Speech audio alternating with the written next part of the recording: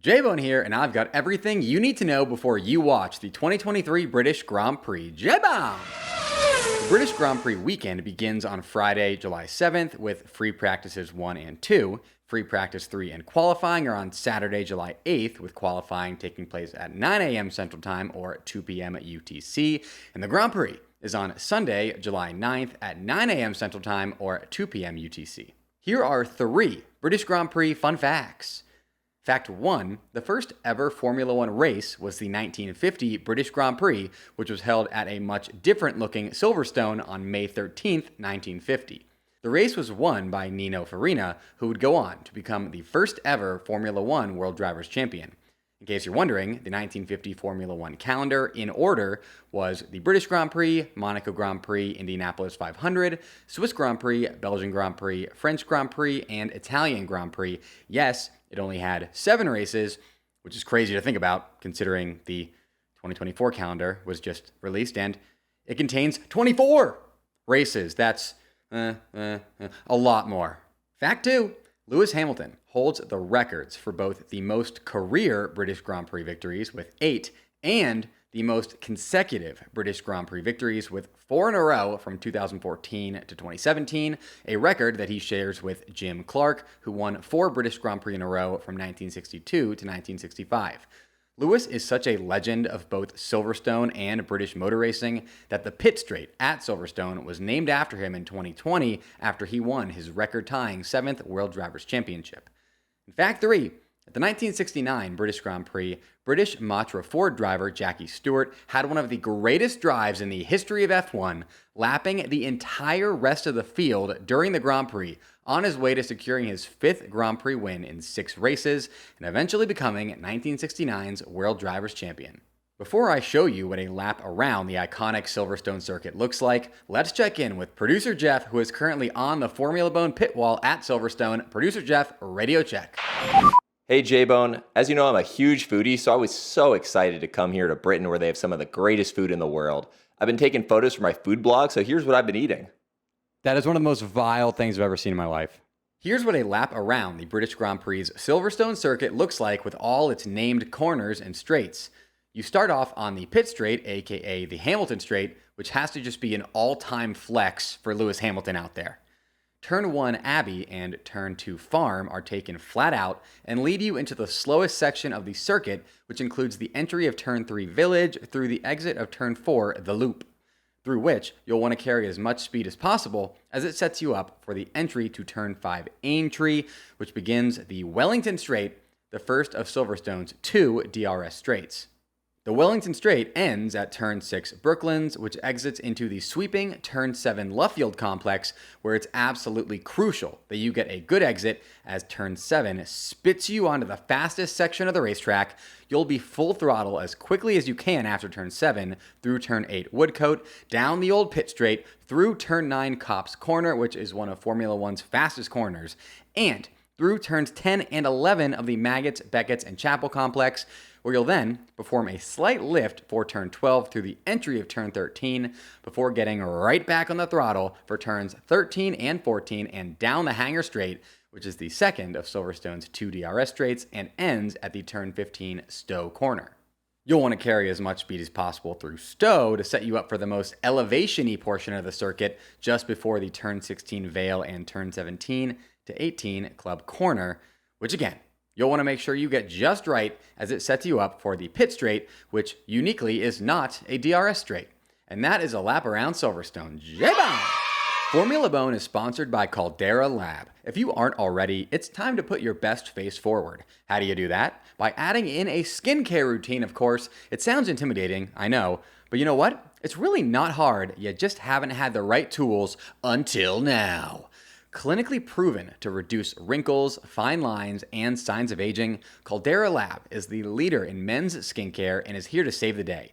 Use my exclusive code FBONE, that's FBONE, at calderalab.com to enjoy 20% off their best products. The older I get, the older I look, and I need to make sure I'm preventing myself from getting wrinkles because I'm pretty sure it's illegal to have a race car bed if you have any wrinkles. Caldera Lab's products are made with top-tier ingredients and are a great addition to your daily routine. The skincare routine they've curated for you, called the Regimen, includes their products the Clean Slate, the Base Layer, and the Good, and there's also the Icon as well. It takes less than a minute each morning and night to complete, and it's designed to reduce your wrinkles, fine lines, and signs of aging. Get 20% off with my code FBONE at calderalab.com. That's 20% off at calderalab.com by using code FBONE. Jump into skin and first impression royalty with Caldera Lab. For tire compounds at the 2023 British Grand Prix, Pirelli have opted for the second hardest compound range, the C1 Hards, C2 Mediums, and C3 Softs.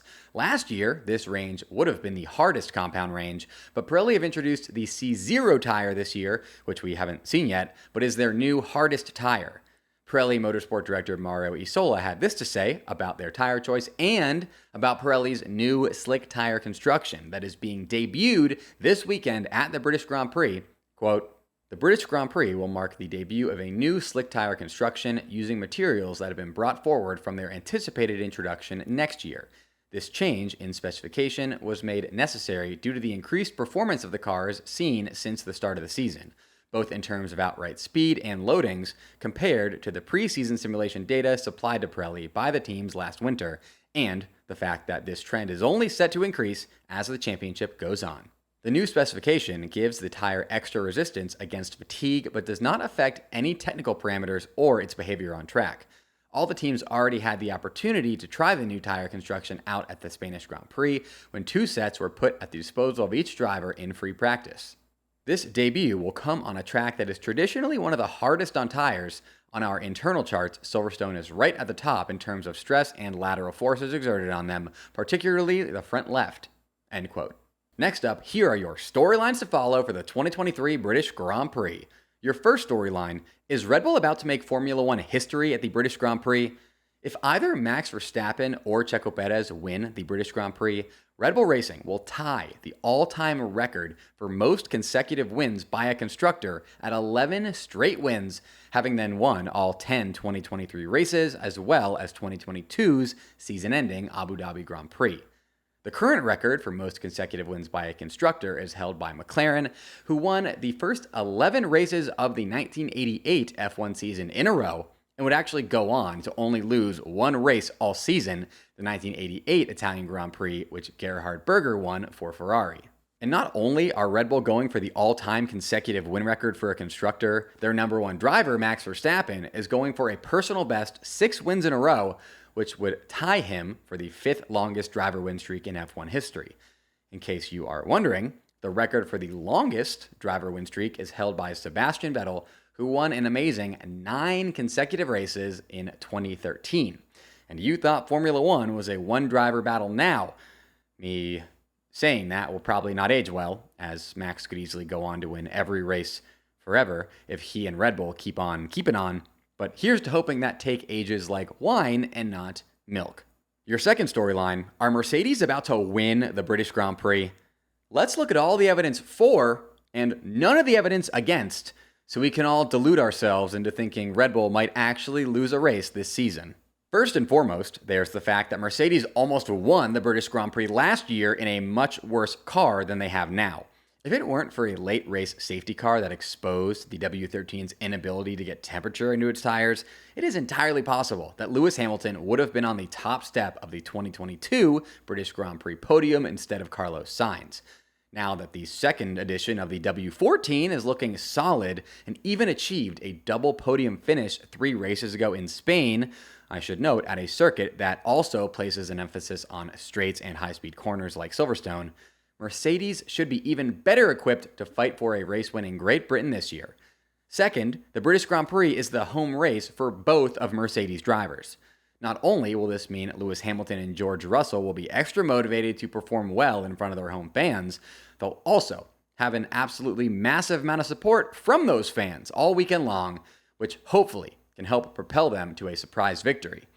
And last but certainly not least, there's the famous exchange Mercedes team principal Toto Wolff had with a reporter after the Canadian Grand Prix, where he was asked if Mercedes were going to win one race this season, which race would it be?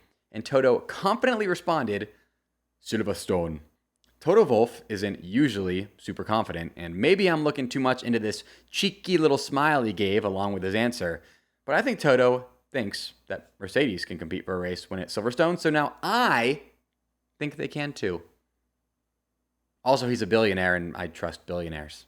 I'm a shill. Your third storyline, I don't think Aston Martin are going to perform well at their home Grand Prix at Silverstone. Aston Martin F1 team are based in Silverstone, and this will be the first British Grand Prix to take place in their home city since they've moved in to their new €200 million headquarters built by Daddy Stroll, among other people, obviously, but those people don't have children racing in Formula One, so I didn't mention them. No offense, I'm sure you're great. Maybe you're also a billionaire, I don't know.